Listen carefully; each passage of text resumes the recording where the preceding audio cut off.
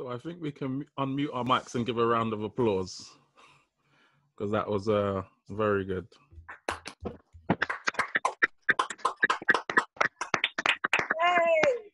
Bravo. Well said. Well done, guys. That was so good. Yeah, well said. Held it in, Melissa. I saw the look. We now know where Rory gets his romantic lyrics from, don't we, everyone? Song of Solomon. I hope the rest of the men in the group are taking note. Not me. I'm single. Anyway, we'll get back on track. Thank you, Sister Kay. For the single ones, preparation for marriage is key. Prepare yourself to be that wife. Keep working on yourself to be that wife that God wants you to be. Single men, keep working on yourself to be the man that God would want you to be. Don't wait till you get there, then start. Start from now. It's faith. It's an act of faith, and He will bring it through. Right. So now we're going to have a time of open questions, and Pastor Joseph is going to join the panel. I think it's actually good that we're on lockdown, because if we wasn't on lockdown, he wouldn't have been able to be a part of this. So maybe this is divinely ordered. I want to ask a question though before anybody else asks a question. So get your questions ready. But the first question I want the panel to answer is, what are a few things single people should know about being married that they may not know? Some of the things that are not easily apparent. And we'll start with Joseph, and then we'll go back to Rory and Melissa. Okay. What you don't know is that I have a book in the background that I wrote called "Tell Me Before I Get Married." So maybe in the next year we'll release that. One of the things I look at in that, drawn from experience and trying to help young men, young women, is to really look at your life as a business enterprise, for example, right? You never join a company that doesn't have a mission statement. You never join a company that doesn't have a 5 to 10 year plan. And one of the things is that I got married at like 22, 23, just fresh out of uni, not in a proper career yet, just working. But one of the things that attracted my wife to me was the way I talked about the future. The fact that I knew where I was heading and I had a purpose that I wanted to pursue. What I find is that so many young people, so many single people don't have a defined purpose, right? And people want to find you in your element. So if you are a child of God and you love God, go all out for God. Stop thinking that when you get married, you'd be more committed or whatever. You know, your future partner needs to see you in action, because it's the God part of you that's going to attract the right person to you. And so if you spend your single days just manicuring your flesh, then you're going to attract a fleshy person. Yeah. So, but if you find yourself devoted to God, before I got married, there was nothing I wouldn't do in church. My first job was cleaning the building. If you're too good to clean the church, you ain't ready for marriage, right? If you're too good to not actually help out in the smallest possible task, you need to check yourself, right? So there's nothing that you shouldn't give yourself to God to be His servant. You don't make yourself miserable. Don't listen to songs about partners and having a lover. Love on God and push towards Him in the best possible way. And in the midst of you manifesting the person and elements of the person you are to become, the right person is going to be attracted to your mission. I didn't have a penny. I brought my wife into my brother's single bedroom apartment, a flat in Perivale. She came out of what I would call was a mansion to me, because I didn't know a house could have more than one living room. Okay, so I took her from somewhere palatial to a little place. And so it wasn't the fact that I had stuff, it was that I had a vision and I had a mindset, and that's the attraction. So that's one thing I would say. Make sure that you are focused on you and being the best child of God that you can be, because the right person will be attracted to your vision. There she is.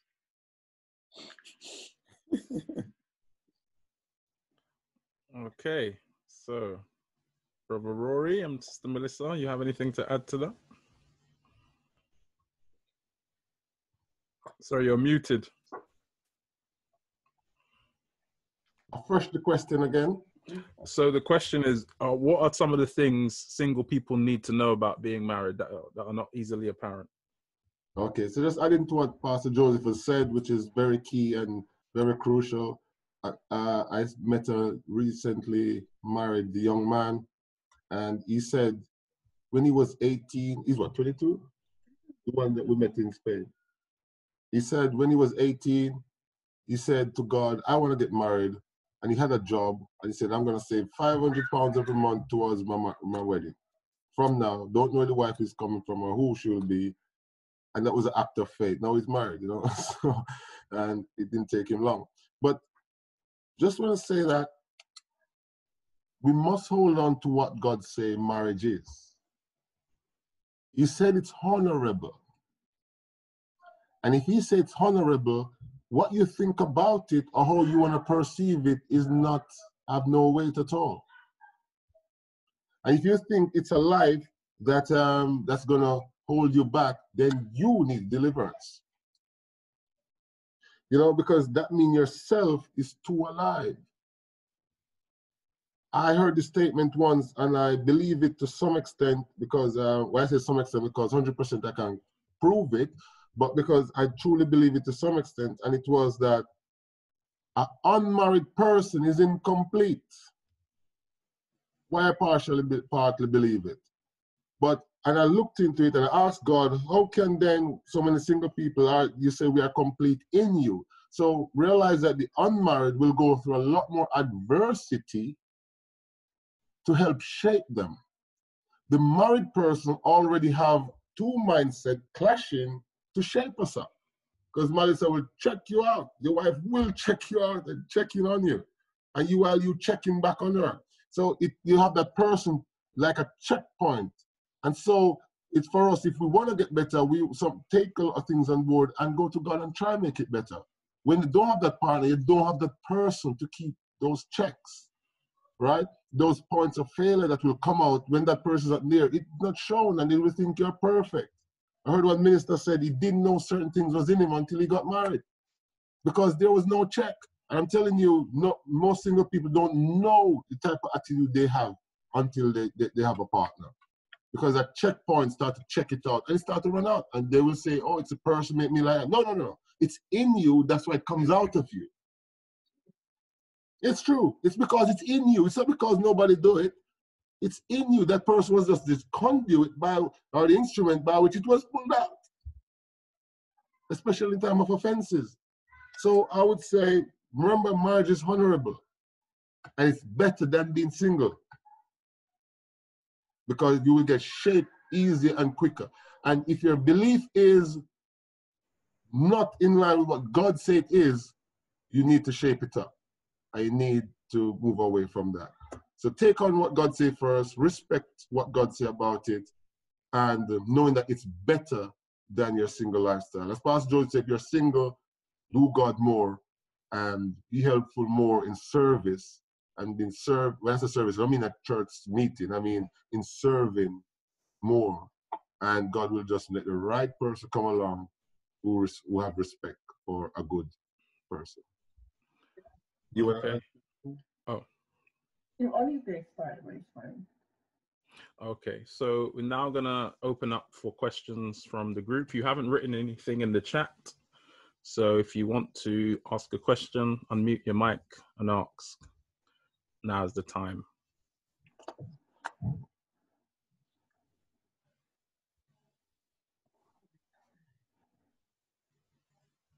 Are there no questions? Give them time, they might be writing. I want to ask a question. Go ahead. I kind of have an issue with that last comment that you made, Brother Rory, about marriage being better than being single. I have a real problem with that because at the moment there is like a huge, you know, amount of single people in churches. And if you're saying to them, well, that's the ultimate, like, it gets better. Like, if there's no one for them to marry, what do they do?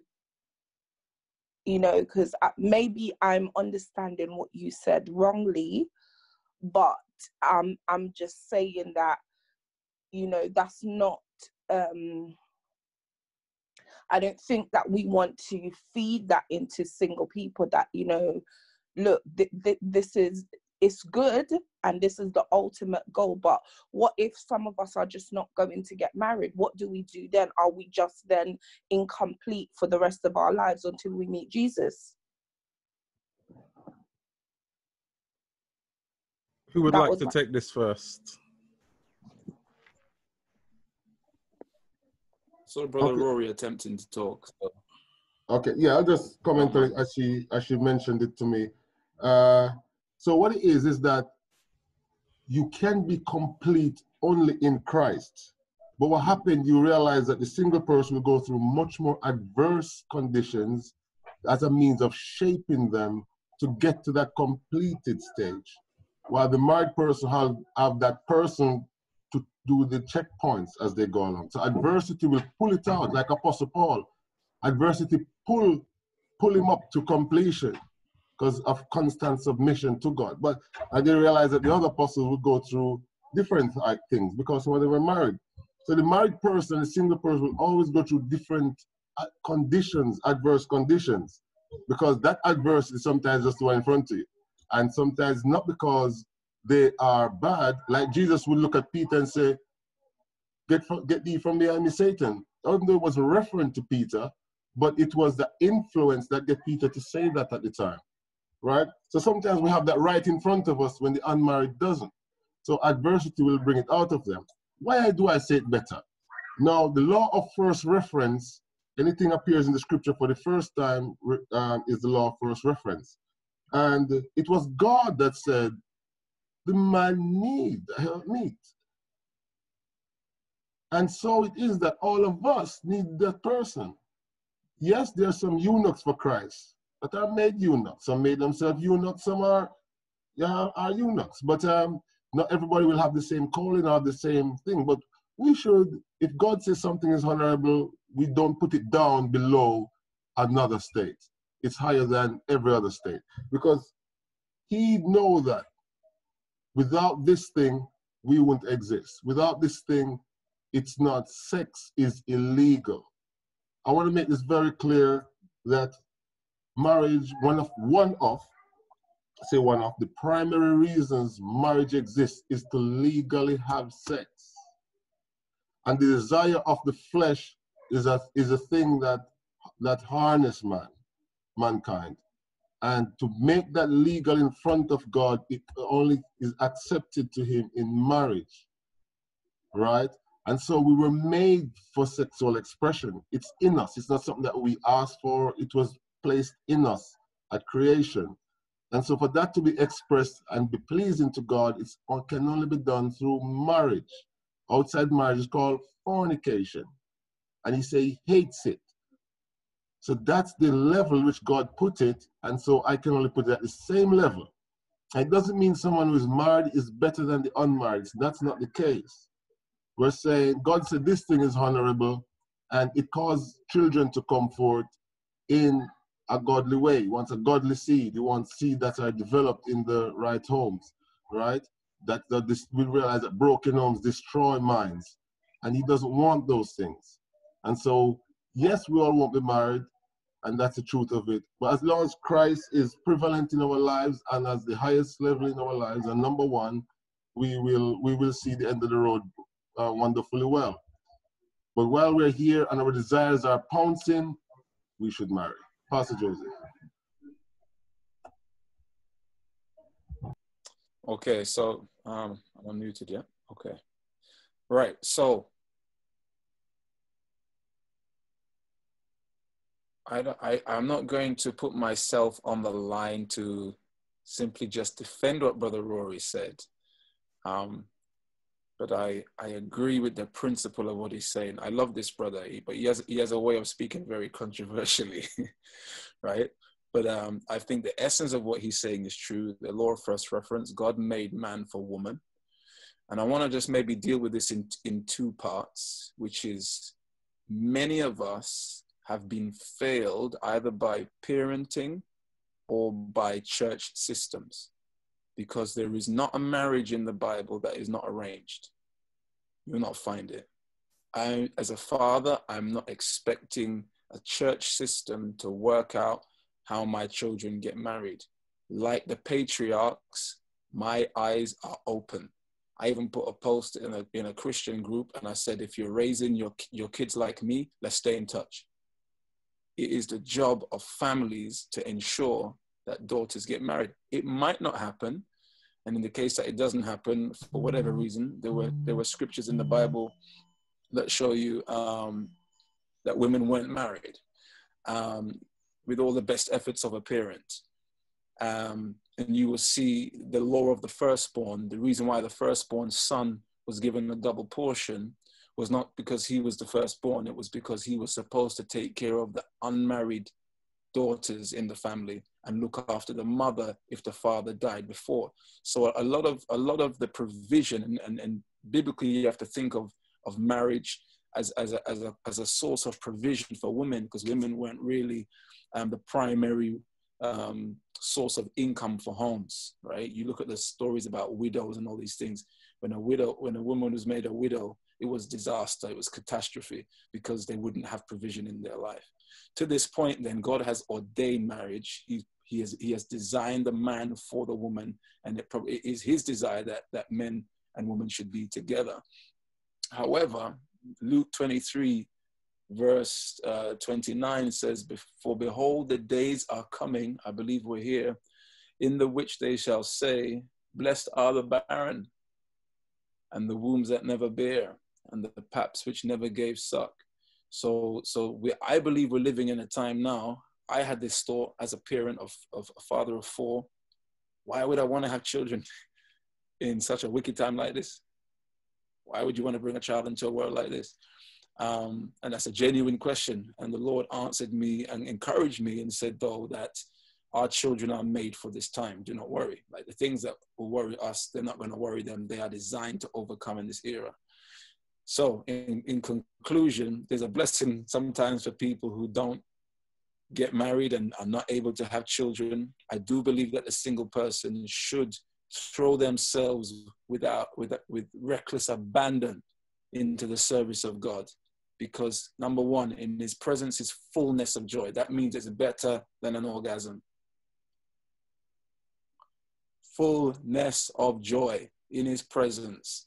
At his right hand, there are pleasures forevermore, right? So the problems that we will face as single folks is if we're not really throwing ourselves into God, I believe we're going to constantly feel incomplete. The Bible is correct when it says we are complete in him, right? He is our completion. So my encouragement would be that we don't want single people to think they're less, but actually we should be proactively as church leaders, as parents, setting up our children to have lifetime partners. It's our job to do that for them. They might not like the sound of that, but if God is leading us and guiding us, I believe we can, with his help, make good decisions for our children. Wonderful, wonderful. Okay, thank you very much. Sorry, go ahead. I want to comment. No, I was just quickly going to say, from a female standpoint, like growing up, I think every female, correct me if I'm wrong, always had that desire of getting married. It's like from a childhood growing up, you always had that thought of marriage. So my question would have been is, where would that desire come from? And that desire would have come from God. So I know, but in reality, when we get older, there's like life circumstances sometimes change our perspective of marriage and probably what we've seen happen. And sometimes as a female, we don't even like the idea. Maybe we're in past relationships and we got hurt. And so the thought of getting recommitted with someone else again is always another factor. So sometimes we have to really, if it's a case that you really don't want to get married, you always have to I always say you always have to find the source of the problem. Not only try to figure the symptoms out, but where did that come from? Where did that thought came from that brought you to the point where you said, I wouldn't want to get married as a female? And then if you can truly answer that, and if it's a case that you believe that God gave you that thought that I don't want to get married, then that's fine. But if it was stemmed from hurt or past, then you know that's the devil messing with your mind and telling you, oh, I shouldn't get married. So that's just me from a female standpoint, that we should always try to link the source of where that came from. Can I make one other comment? Is that I'm waiting for the day for single people to make me jealous of not being single. Go on more missions than me. Be in more prayer meetings than I can be in. Do more evangelism than I can do. Because in my heart, if I was a single man, I'd be on the road 100%. Right? And my wife, and this is the thing, we can talk about this as partners, the balance that my wife and my family needs from me. The fact that I love God and I want to do work for God doesn't mean I shouldn't have balance. It's one of the major issues in my marriage when I first came in, is because I did everything in church and I didn't want to stop doing that. And I had to cut it down. So I would love for single people to make me as a married man start feeling jealous. I wish I was single. Get on fire, please. There's so much more of God to know and experience. Okay, are there any more questions? Hi, this is Sister Sabrina. Just a question. I'm just looking at Titus 2, verse 1. I'm just going to read the Amplified version. It says, "But as for you, teach the things which are in agreement with sound doctrine, which produces men and women of good character, whose lifestyles identify them as true Christians." You know, as Pastor Joseph, he touched on about leaders basically being involved in singles coming together. And I kind of feel that the church isn't really teaching how women should be chased. Like, for example, it says that the older women are to teach the younger women and the older men to teach the younger men. So what can we as a church do to reinstate that? Because I believe that it's talking to the leaders of the church, correct me if I'm wrong. So what can be done for us to make sure that that is being applied in churches? I think you kind of nailed it, really. It's a leadership thing, and I think this is why this sort of forum is here today. Leaders have to be proactive, the kind of leaders that the Lord has ordained for us to have, right? The people that watch for your souls, people that actually understand you a bit more as a person, you know. And we also need to reinstitute some values. I've done my research on this, and from talking to bishops and pastors, and partly for trying to write my book, but also partly for how would I as a leader administer courting, quote unquote dating. How are people supposed to get to know each other, right? I think some of our churches have been so holy sometimes that we've almost made it a dark art for how you get married. Nobody really knows. And so if I'm talking to a person at a certain time, is it right? If I don't have a chaperone, is it wrong? You know, there's just so much that we've not helped with. But one of the things, my conclusion, which is it's going to sound very crass, but the best example that I found was in a man over here in Canada called Bishop Mackenzie. He has about 22 marriages in his church, no divorces from day one. And when I went to visit him and the assembly, I just happened to be there on a Sunday where all of the couples were giving him a plaque to say, thank you. So I had to find out more about what this man's principles were and how did he get there. First thing was, if you come to him with a wedding date, he's not marrying you. Okay? If you come already with a date, he's not married, because you've gone too far into a relationship without speaking to him. Now, it sounds too controlling, but all I'm saying is the end result is it's worked. Okay. And what he will do, he will run counseling sessions with you. He doesn't even want you, if you're like of a certain age, to tell your parents that you're going through counseling, because he says one parent could be upset if through the course of counseling you realize you're incompatible, and then they think, well, Why is my daughter not good enough for you? Or why is my son not good enough for you? So he likes to keep the counseling process confidential. So he says, from the moment you think you're interested in someone, come and see me. And I'm going to take you through a process where you can put your junk on the table in front of me, and you're going to see if you can live with each other's junk. We're going to work out what red lines you have. And some people in the process of doing that say, you know what, actually, as much as I was attracted to you, I realize that you're not the right one for me. Or they might realize that, okay, I have a ways to go in terms of understanding finance, but actually you're quite strong on finance and maybe we can work together. So he's run this process. Doesn't marry people who are already too deeply involved, because once you are in love, it's hard for you to then be really rational and sensible, right? One of the things that helped me in my relationship with my wife was that she was in Canada and I was in the UK, right? I couldn't see her. There was no Facebook, there was no FaceTime around back then. It was like email and phone calls where you have to ask the parent, is so-and-so home, right? So we had a different kind of protocol, but what that did, it built my relationship on verbals. And we had to navigate conversation without staring in the eyes and just kind of losing yourself in looking in the person's face. So it forced us to develop verbal communication, which is the foundation of any marriage. And so when you're so much close to someone, you're always FaceTiming them, you're getting too much access to all the things that are not helping you to be rational.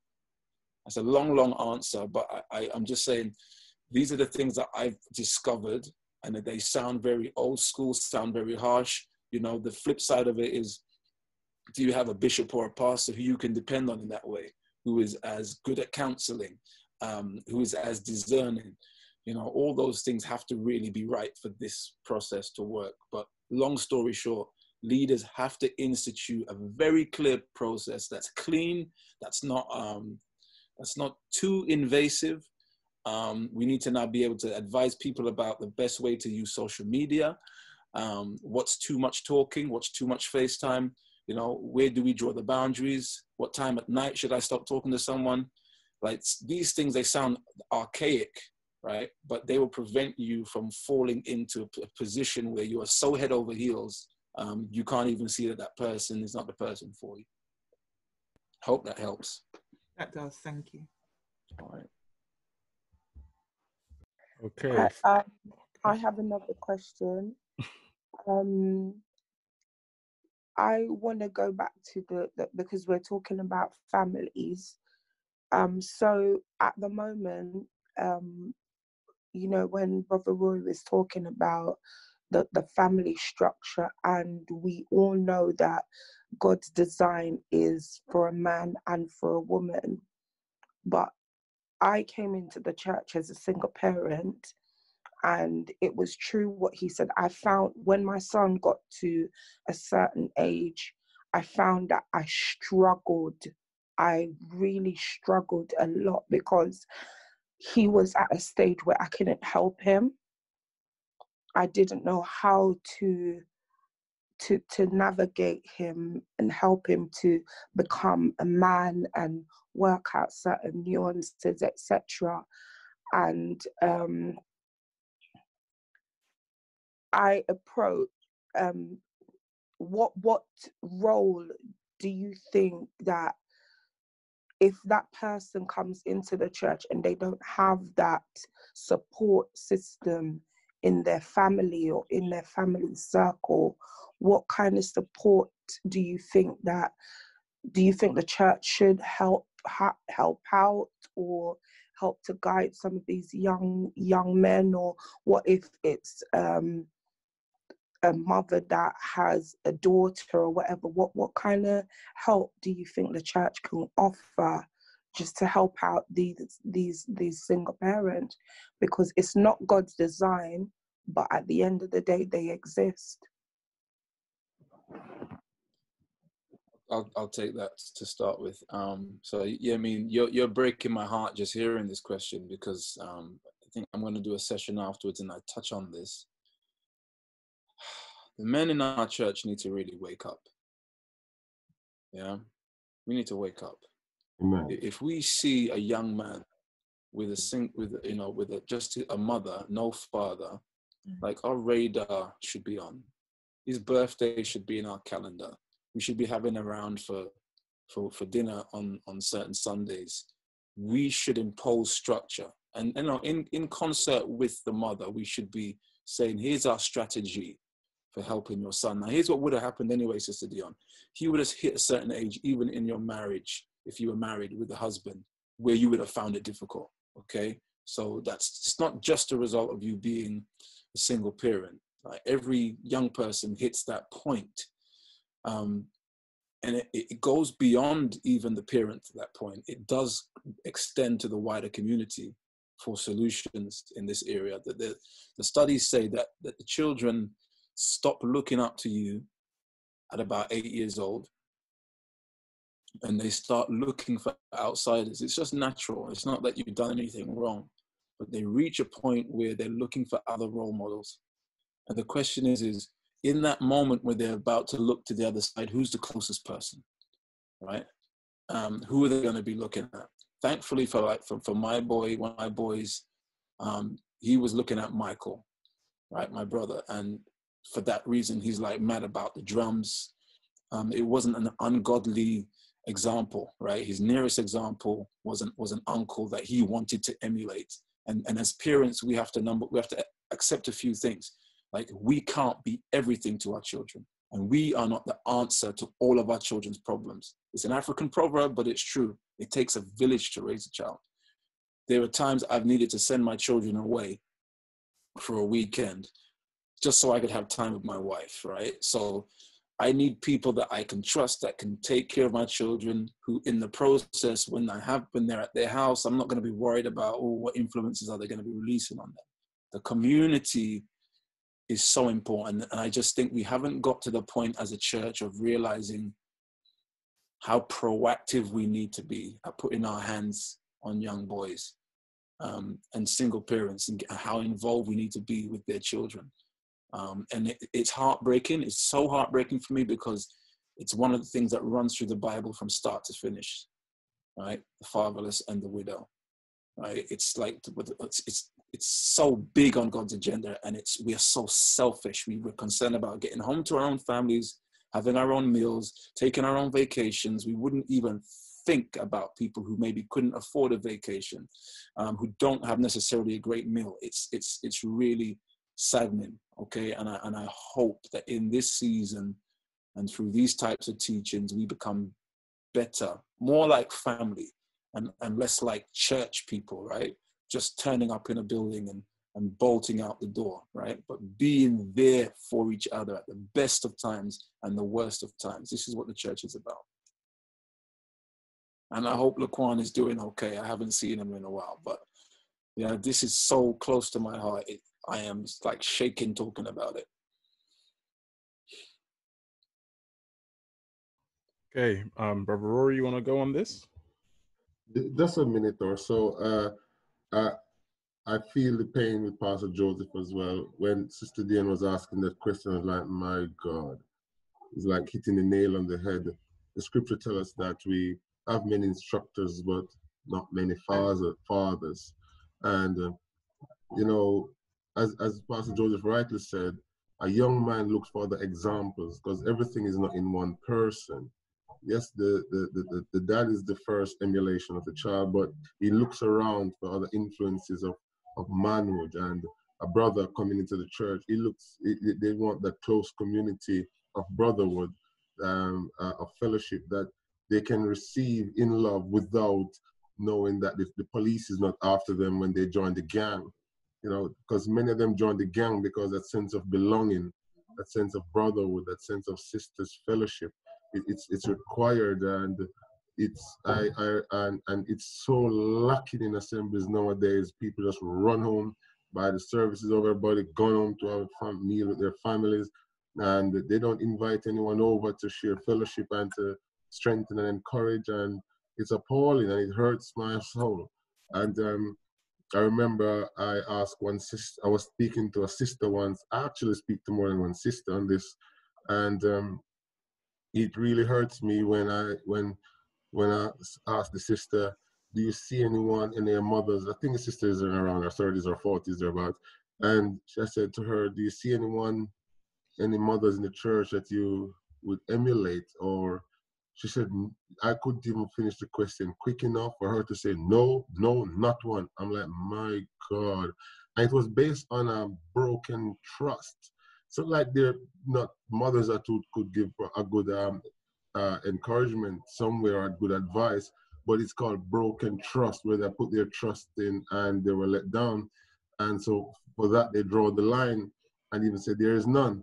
And because probably the main person they looked to at the time was become a disappointment. And I'm like, and I have to just say to the sister, my God, I couldn't tell her what to do, you know, or point out anyone to go to because I know who has broken her heart. But maybe what pointed her to was the person who broke their heart, right? So I said to her, you look to God and make sure that the generation behind you don't say the same thing about you. That's the best thing I could say to her. Ensure that the age group behind you don't say the same thing about you. So seek to do well and progress yourself in Christ to the extent where others will see the godliness in you and want to emulate that as well. But yes, it's a lacking thing, Sister Diane, where we just jumping up in church, but programs to help the boy struggling with homosexuality or the girl struggling with lesbianism, or the boy or girl who thinks they're trapped in a different body and want to change sex, and maybe the mom don't have the strength to say no or know how to deal with it correctly, or maybe the dad is missing, or maybe he's there not being who he should be, and all these things wrapped up in one big bundle of issues. And the church should be the answer, because there should be many fathers and less instructors. We just have a bag of instructors nowadays and very few fathers. And so not everybody is reached at this moment. Not every child can be reached, and families can be reached, because so much pressure is on the little few that's trying to do well. So it's one of the cries. Okay, thank you. Last opportunity for questions, and we'll move on to the next section about husband and fathers.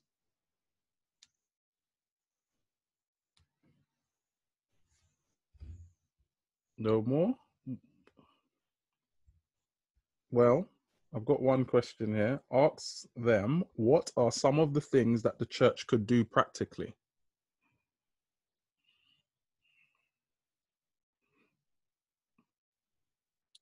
Okay, so starts with a database.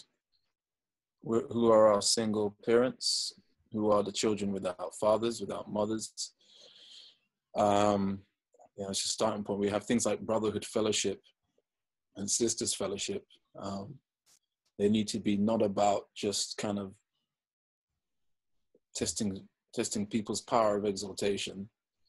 We need to actually be very practical about fixing broken stuff and sharing our needs with each other. So as you said, being practical. Once you've made that list, I think we have to deliberately care for people. You know, we have to understand what's important to people. So I said, like, the birthdays is a simple one. Being there. Some families can't afford to even throw a decent party. Like, we have to kind of know enough and be close enough.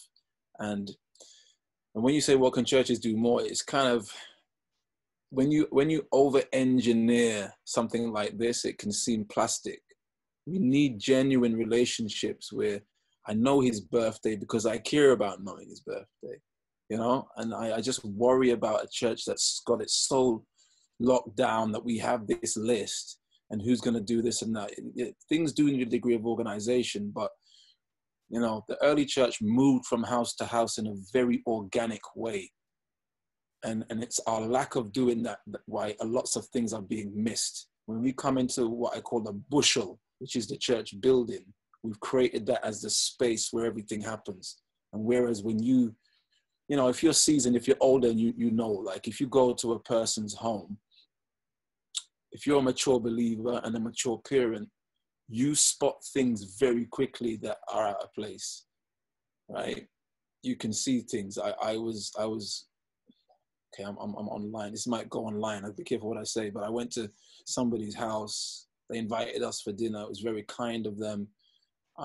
They weren't even like apostolic church people, but they were from our kids' school. Really nice people. This huge plot of land where you have to drive through woods to get there. And, you know, I thought I was maybe going to have a get out experience. I wasn't sure where I was going. Some of you know what I'm talking about.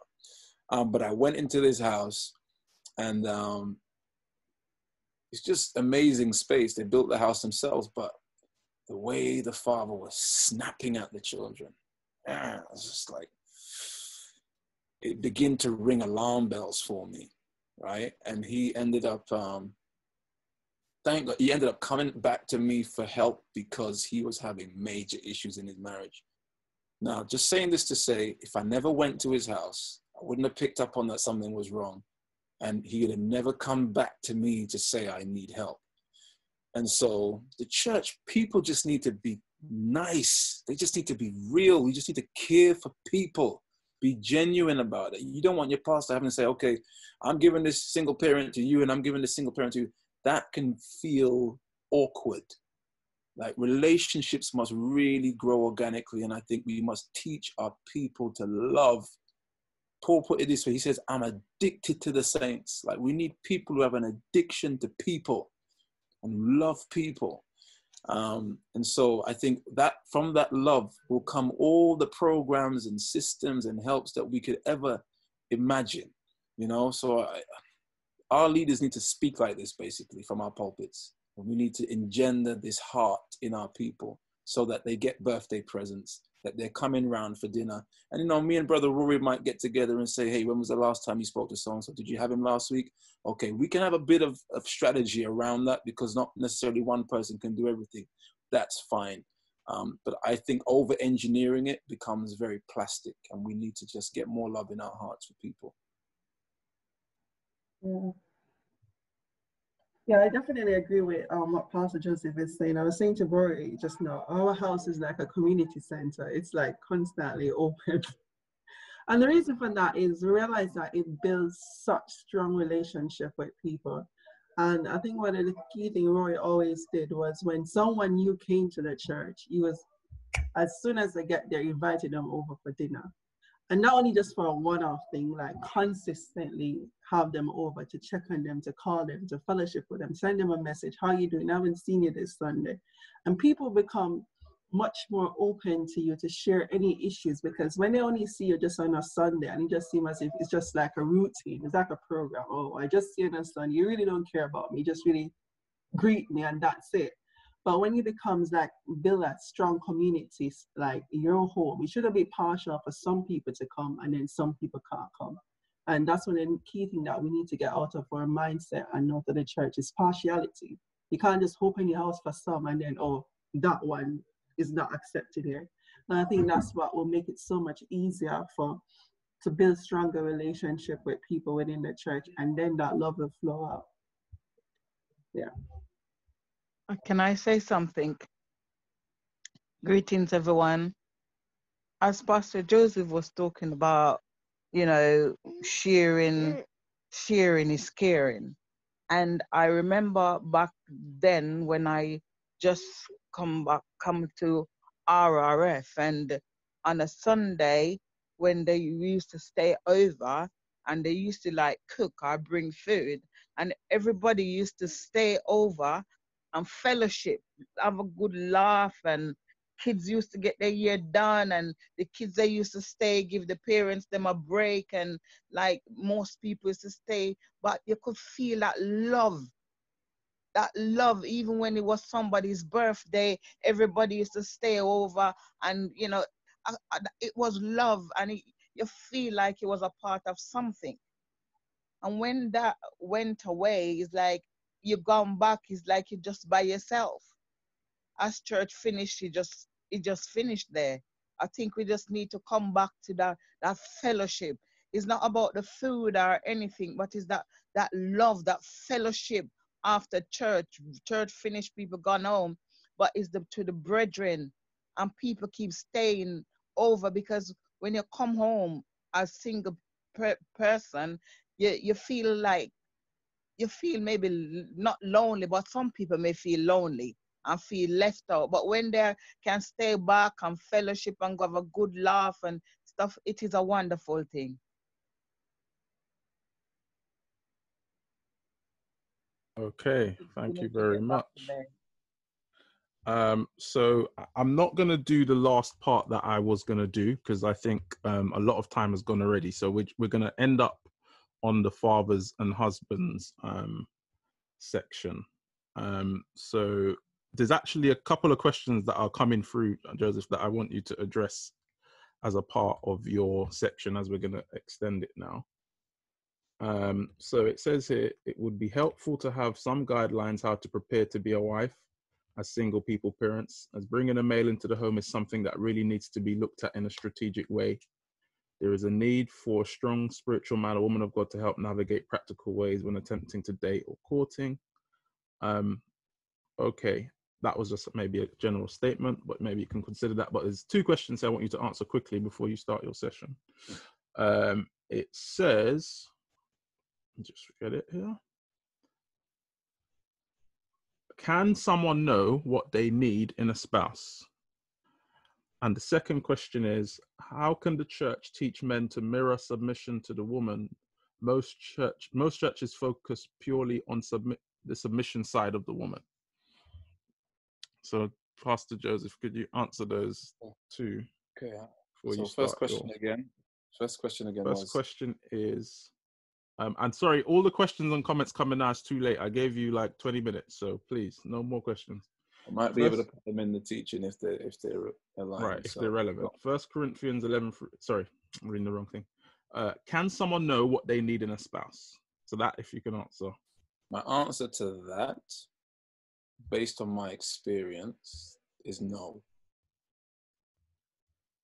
And I have a very specific testimony, which was I had a list of things that I wanted in my wife. And it took the Lord. I remember exactly where I was. Church was over. I was walking through the church building. And as I was walking past a certain room, the Lord just said to me, your wife is better than your list. Now that shook me because he said, your wife. Now I just realized that there was somebody out there for me. So most of our lists will be made out of a degree of vanity. Mine was things I ideally like in a person. Could that have been because of your age? Yeah, I was young. Yeah, so I'm not saying you might know that you need someone based on the weaknesses you have or the temperament you have. But I'm just saying that, like, this thing is so deep. Going back to Brother Rory's point, which is that the person that God's going to give you is the person that's going to perfect you, right? So the wife is according to Adam, was to help him. Now, if that means he had some deficits, otherwise you don't need help. And most men don't want to accept that they have deficits. And you don't know all of your deficits until you're with that woman who's going to make up for those deficits and help you in those areas.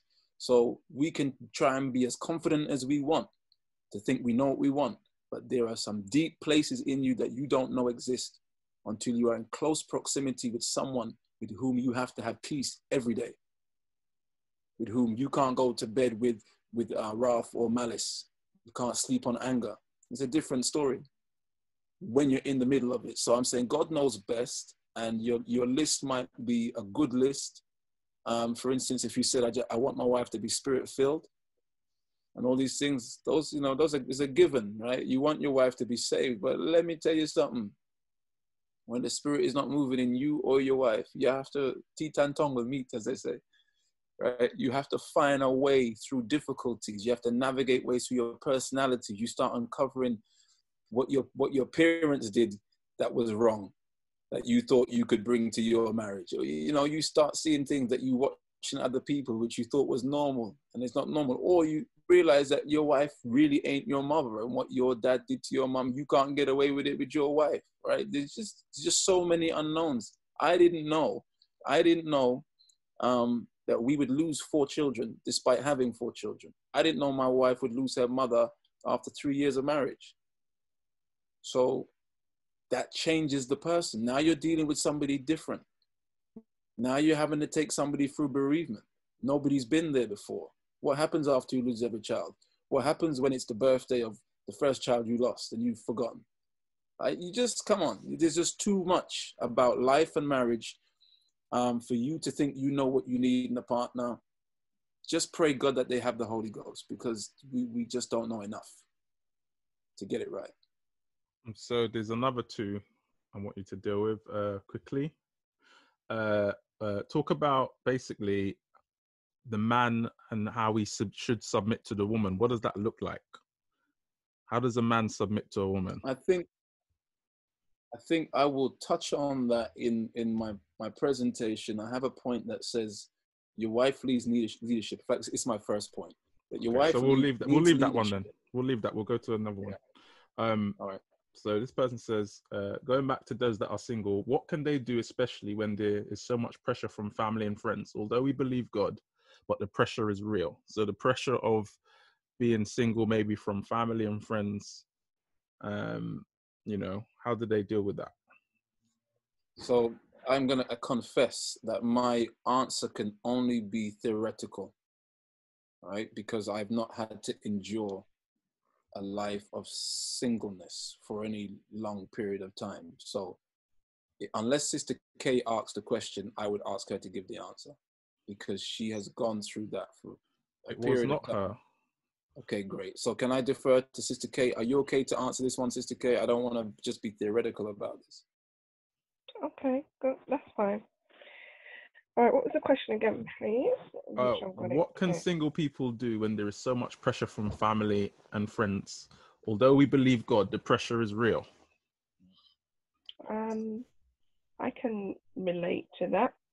You know, you get all the comments, oh, I'm waiting for the cake, and I'm waiting to buy a new hat. And, you know, people they come to shake your hand, and then they're holding your left hand and rubbing the ring finger, and, you know, all of that kind of stuff happens. Especially in church, especially from the extended family, you know.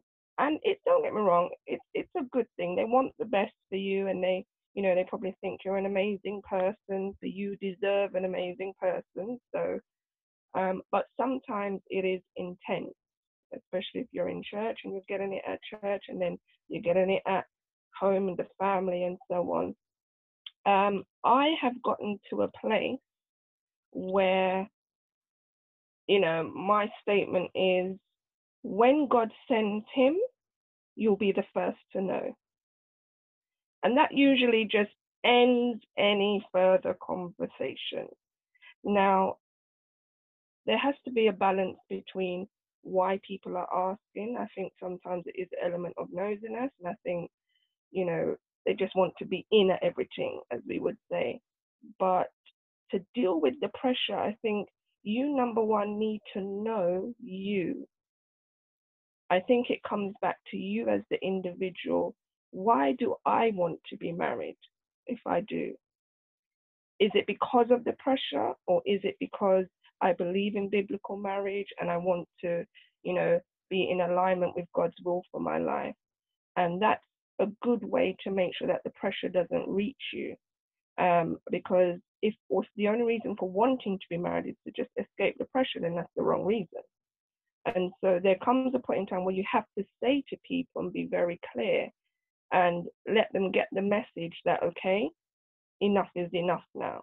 And especially when you get to a certain age and, oh, so you're not finding nobody yet, and, you know, that kind of thing. And it can really make you feel quite low, because, you know, you think to yourself, if I could magic up a husband, if I could pray up a husband or a wife, I'm sure I would have done it already. And so managing your own expectations and managing people's expectations, being clear with them.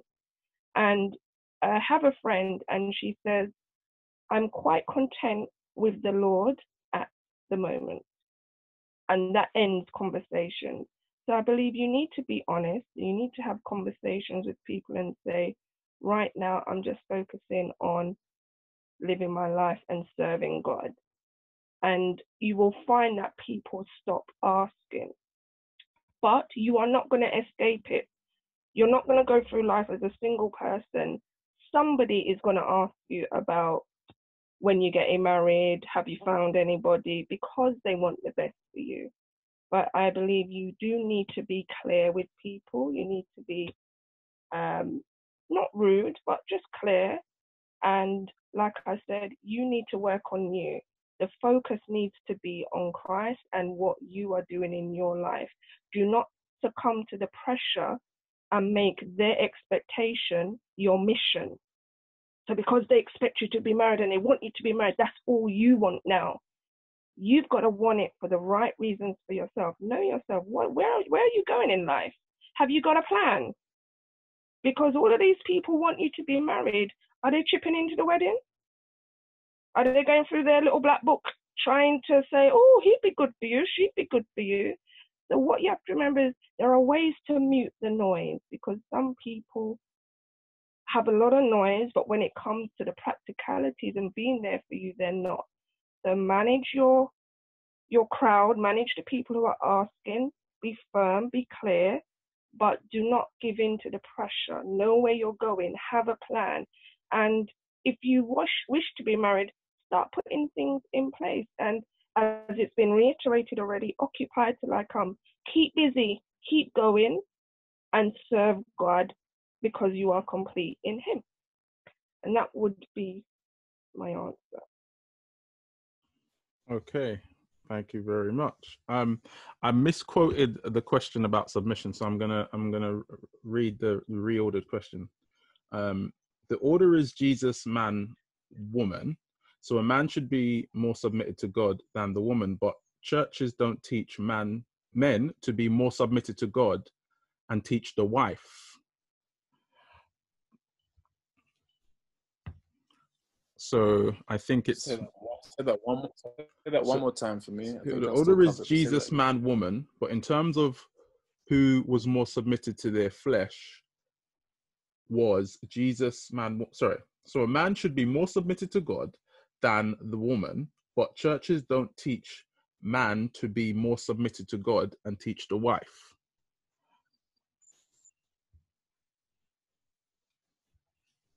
I still find that very difficult to get my head around. I'm just hoping that I will address it in some way. I think the person should just ask the question. They're here, so stop trying to get me to do your dirty work. Say it with your chest, as they say. But anyway, start your section. If they've messaged you privately, that's their prerogative. So I think